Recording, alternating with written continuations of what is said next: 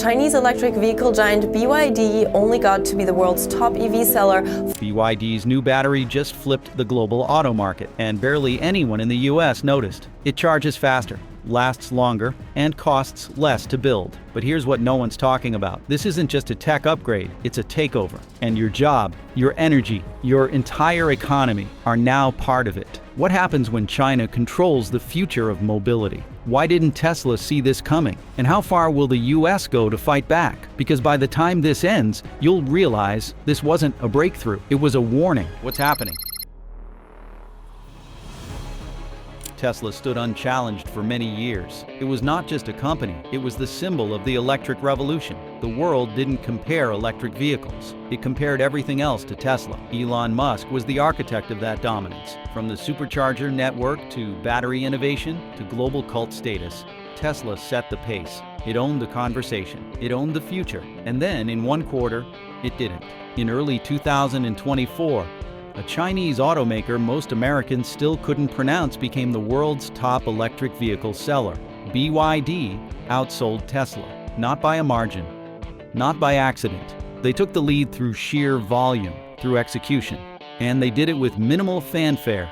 No splashy product unveilings, no internet-breaking tweets. They simply delivered. It was the kind of move that didn't just flip headlines, it flipped power. And here's what no one expected. BYD didn't cling to the title. 3 months later, they gave it back. Just handed it over, as if to say, we just wanted to see what it felt like. Now that we've tested the throne, we'll be back. That wasn't just unsettling, it was terrifying. Because Tesla didn't lose due to weakness. They lost to a new kind of strength. Quiet, relentless, and fully under control.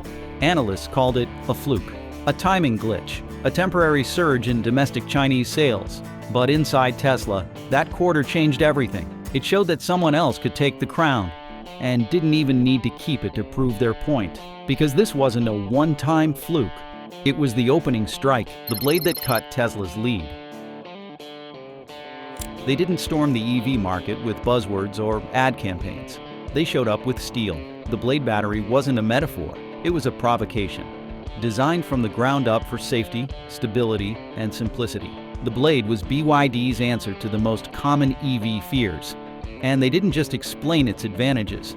They tried to destroy it. In testing videos, the battery was impaled with nails, crushed under multi-ton trucks, torched with open flames, and it refused to ignite. While other manufacturers issued fire-related recalls and layered their packs in protective foam, BYD's cell stood unprotected and unfazed. It was a show of force that didn't need explanation.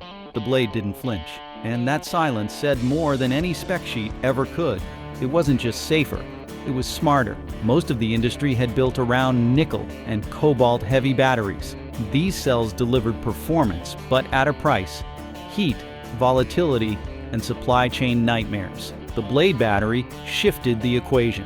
BYD didn't need exotic materials. They needed engineering, and they used it to destroy the assumption that EVs had to trade safety for speed. While Tesla focused on energy density and scaling high-performance variants, BYD focused on fundamentals. Their battery didn't just work in labs, it worked in traffic, it worked in heat, it worked on the edge of abuse. The blade didn't offer theoretical advantages, it survived real-world punishment. But the battery was just the beginning. Before we go deeper, here's a quick ask. If you're finding this eye-opening, it's because we dug through patents, investor reports, and manufacturing data so you don't have to. So if you value content that connects the dots before the headlines do, hit that subscribe button. BYD's vertical war machine. In the US, electric vehicle production is a patchwork of contracts, suppliers, and fragmented logistics. Tesla is faster than most, but even they rely on third-party battery cells, material refiners, and offshore mineral contracts. BYD does not. They went vertical, and then they went deeper. BYD doesn't just design vehicles. They mine lithium, they refine phosphate, they produce the cells, they build the packs, they assemble the motors, and they do it in factories they own. While competitors race to sign deals with cell providers and raw material brokers, BYD simply scales its own capacity. This isn't traditional vertical integration, it's industrial dominance. There are no weak links in their supply chain. Because there are no outsiders in it. Every bolt, every module, every critical process is owned or controlled internally. That's not just more efficient, it's more resilient. When the world faced chip shortages and shipping delays, BYD kept building. And it's not just about control, it's about speed. BYD's ability to adjust manufacturing in real time gives them a tactical edge most automakers can't dream of. If a new battery design needs validation, they don't ask a partner, they update their own line. If mineral prices spike, they don't renegotiate. They mine cheaper alternatives. Tesla pioneered this idea. They chased verticality, and in many ways, they still do it better than legacy automakers. But BYD took the idea further. Where Tesla innovated in bursts, BYD industrialized innovation as a habit. While Tesla was laying the groundwork for future scaling, BYD was already locking in a global pipeline. While Tesla was scaling up, BYD was locking in. The West blinked first. In the early years of the E-Fi race, Western automakers had the narrative edge. Tesla inspired headlines. Ford announced the electric F-Series. Volkswagen promised its ID revolution. But all of them, Tesla included, built strategy around incentives, policy windows, and external suppliers. That model now looks outdated. BYD didn't wait on subsidies. They didn't build for headlines. They built because China made EV dominance part of its national strategy. Local governments provided land. The central government offered rare earth access and infrastructure support. The result wasn't just an advantage, it was an ecosystem. While the West lobbied for better tax credits, China streamlined its permitting. While US manufacturers fought over battery contracts, BYD quietly refined its chemistry. And while politicians in Washington debated charging networks, BYD was installing them. Execution beat discussion. That speed created a trust advantage. In Southeast Asia, Latin America, and even parts of Europe, BYD was no longer just a Chinese company. It was the dependable one. Their cars showed up on time. Their service network worked. Their battery recalls, non-existent. In an industry driven by reputation, consistency is currency, and BYD had it in full. American manufacturers, by contrast, kept depending on future breakthroughs. Tesla promised structural batteries, full autonomy, and new energy storage platforms. And while those innovations matter, the global market was shifting towards something else: reliability, affordability, deliverability. And in that vacuum of confidence, BYD surged. They didn't just answer the moment, they defined it. Because while everyone else waited for consumer confidence, BYD built it. Cell by cell, charger by charger, contract by contract. Then they fixed the problem that makes most people reject EVs: charging time. Deleted. There's one number that kills most EV sales: charging time. It's not range anxiety anymore. It's downtime dread. You can promise drivers 400 miles on a full battery. But if it takes an hour or even 30 minutes to get most of that back, they're walking. Or worse, sticking with gas. That's what made BYD's announcement so brutal. Their next-generation battery doesn't just compete on speed. It deletes the waiting game altogether. With megawatt-class charging capabilities, BYD's new pack can go from 10% to 80% in under 10 minutes. That's not a future roadmap. It's a functioning prototype already being integrated into their latest EV platform.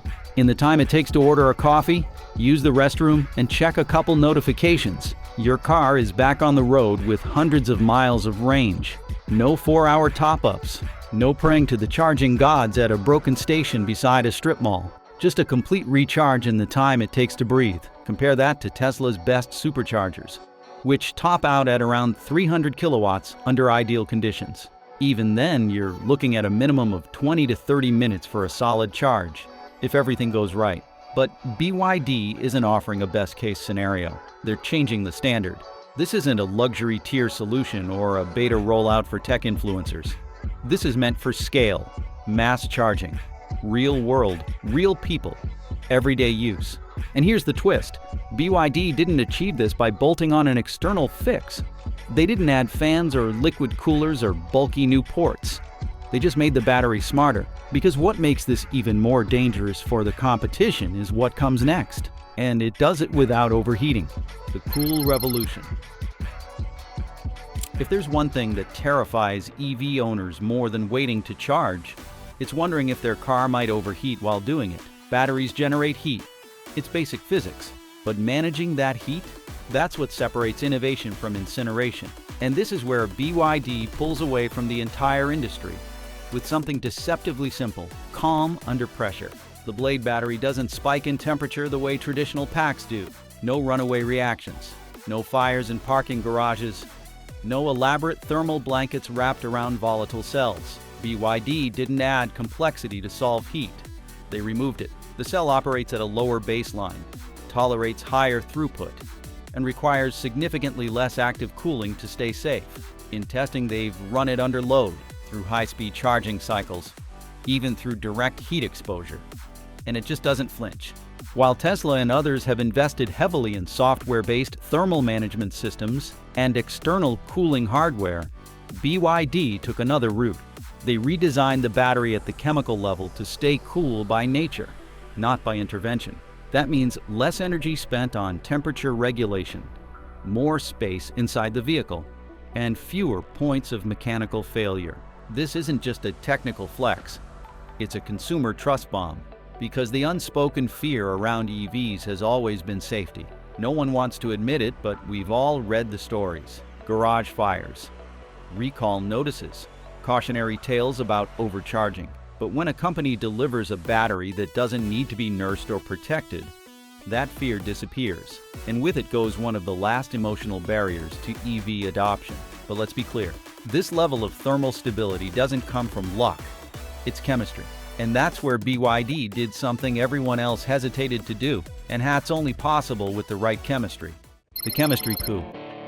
For years, the EV industry insisted that high performance came at a cost, literally and ethically. That cost, cobalt and nickel. These metals power most traditional lithium-ion batteries. They provide high energy density, great range, and strong acceleration, but they also come with baggage, volatility, high cost, and supply chains riddled with human rights issues. BYD said no. Instead of optimizing around cobalt or nickel, BYD chose lithium iron phosphate, LFP, a chemistry considered by many as a budget option, safer but less efficient. That's what makes their decision so radical. They didn't just use LFP, they evolved it. BYD engineers reimagined cell design, structure, and energy flow. The result? A battery that outperforms most nickel-based packs in safety, cost, and longevity, without exploding, overheating, or depending on ethically gray sources. And while Western automakers dipped their toes into LFP, often sourcing it from Chinese suppliers like contemporary Amperex technology company,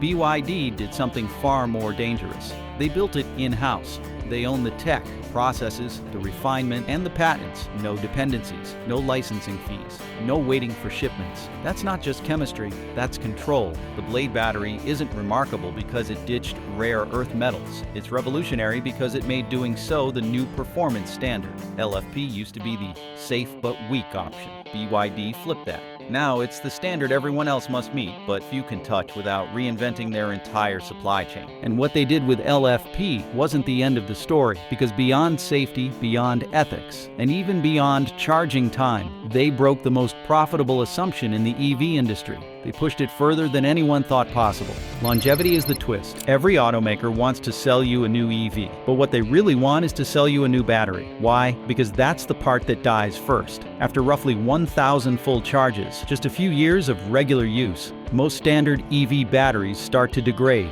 Range drops, charging slows, warranty terms get fuzzy. It's a built-in expiration date hiding beneath a shiny hood. But BYD didn't play that game. The Blade battery is rated for over 5,000 full charging cycles. That's more than 19 years of usage if you're charging 5 times per week. In real-world conditions, that's nearly 2 decades of ownership before your battery starts behaving like it's aged. And by that point, the rest of the car might be the thing needing replacement, not the powertrain. This changes the resale conversation.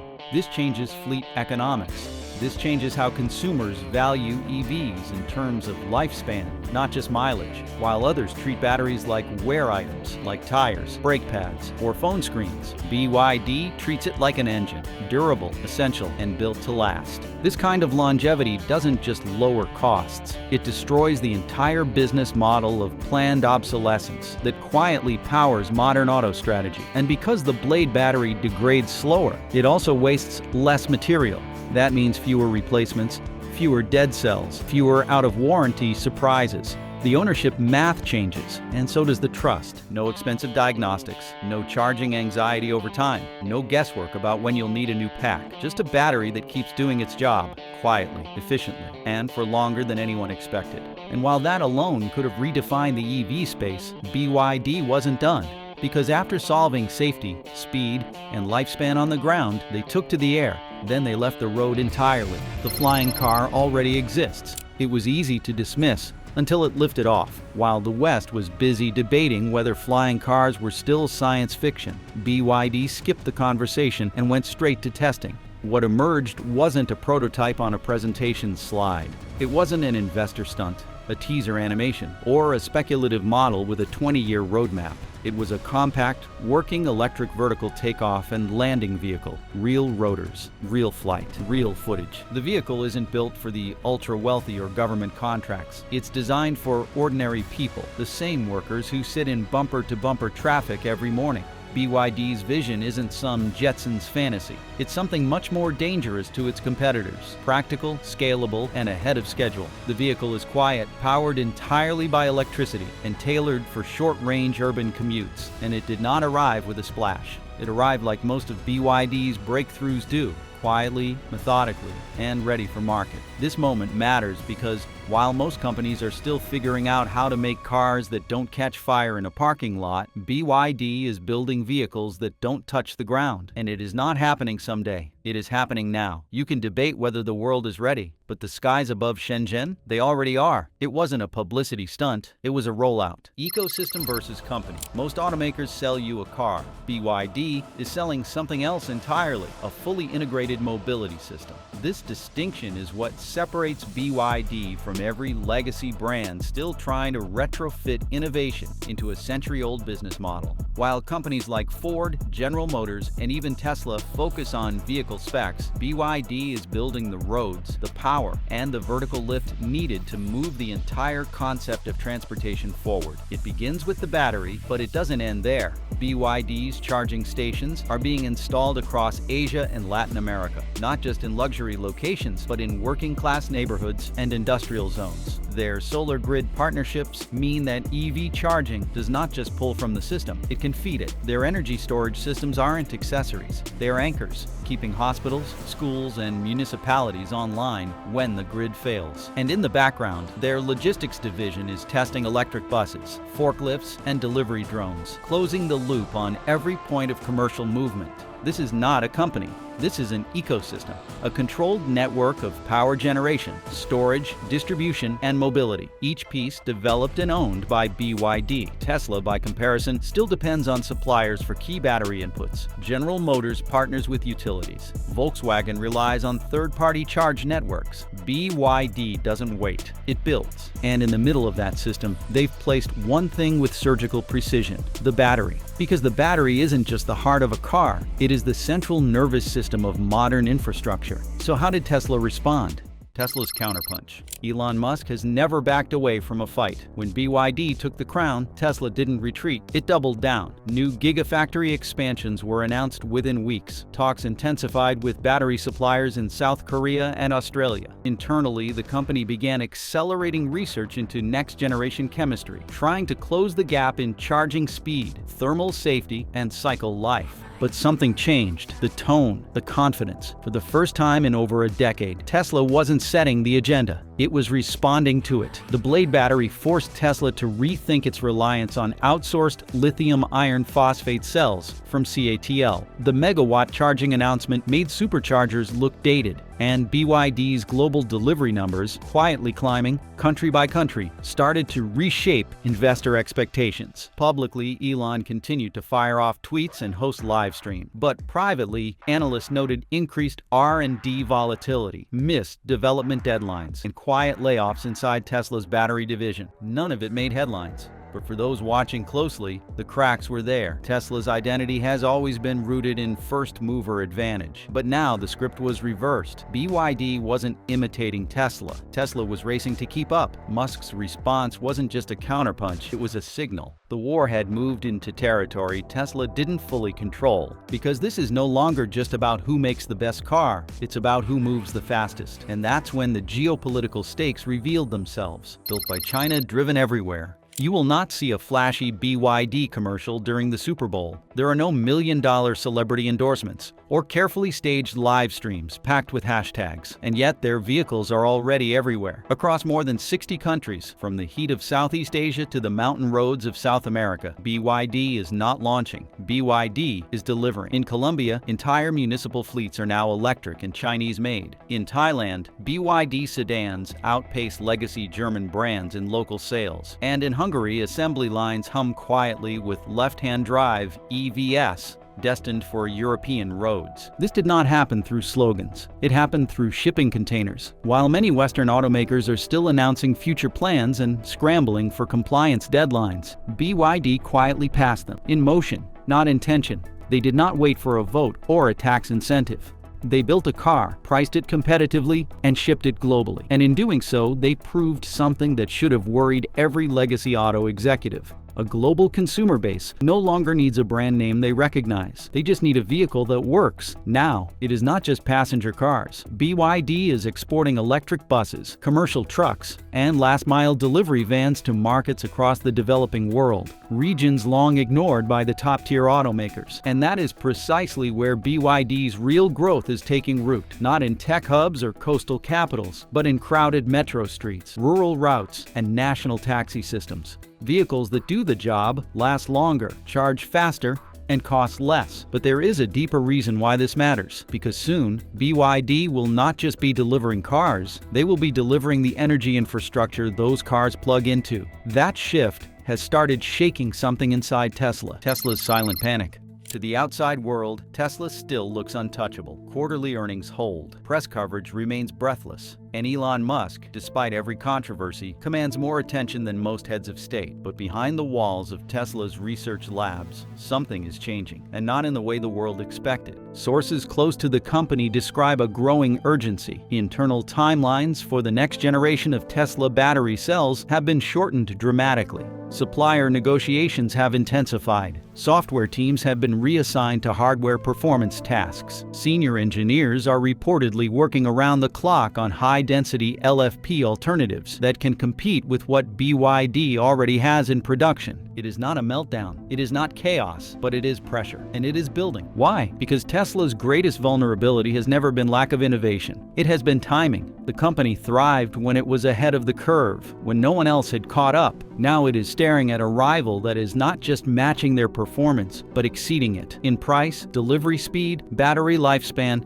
and integration. And that rival is not building promises, it is building product. The Tesla supercharger network, once the envy of the industry, is now being matched by state-backed infrastructure deployments across Asia. Gigafactory dominance, once Tesla's ace, is now merely competitive as BYD opens new plants faster than Tesla can complete construction. Even the so-called Master Plan Part 3 is being quietly revised to reflect new competitive threats. Elon Musk has not admitted it, and he likely will not. But within Tesla's own forecasting teams, there is a new phrase being whispered: compressed runway. Not in public, not in tweets, but in planning rooms. They are no longer flying solo, and now every second counts. Because this isn't just about winning the EV race, it is about defining what the race even is. The New World Mobility Order. For decades, the United States defined automotive power through image. It was about muscle, about identity, about freedom on four wheels. Tesla modernized that formula. It added range, autonomy, and elegance. It created a new dream. But while Elon Musk was perfecting the vision, China built the system. And BYD? It became the engine inside that system. This is not just a story about batteries. It is about who gets to define the future. American automakers built brands. Chinese manufacturers built ecosystems. In the West, EV progress came with quarterly targets and media cycles. In China, it came with state backing, mineral contracts, and infrastructure blueprints that spanned continents. BYD did not just outpace Tesla in sales.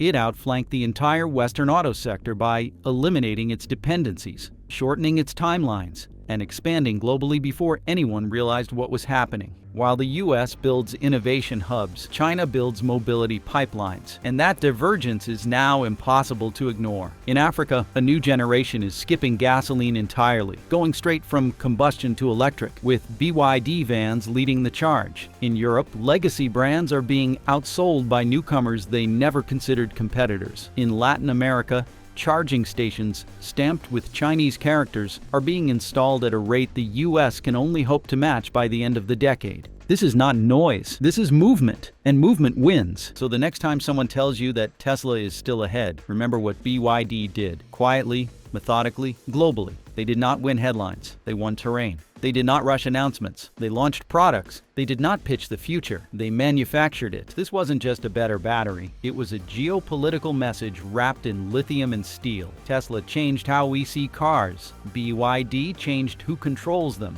Now America's auto industry is outpaced, outbuilt, and outmaneuvered, and most people still haven't realized it. If this breakdown made you rethink who's really winning the EV war, hit subscribe because we're not done, not by a long shot.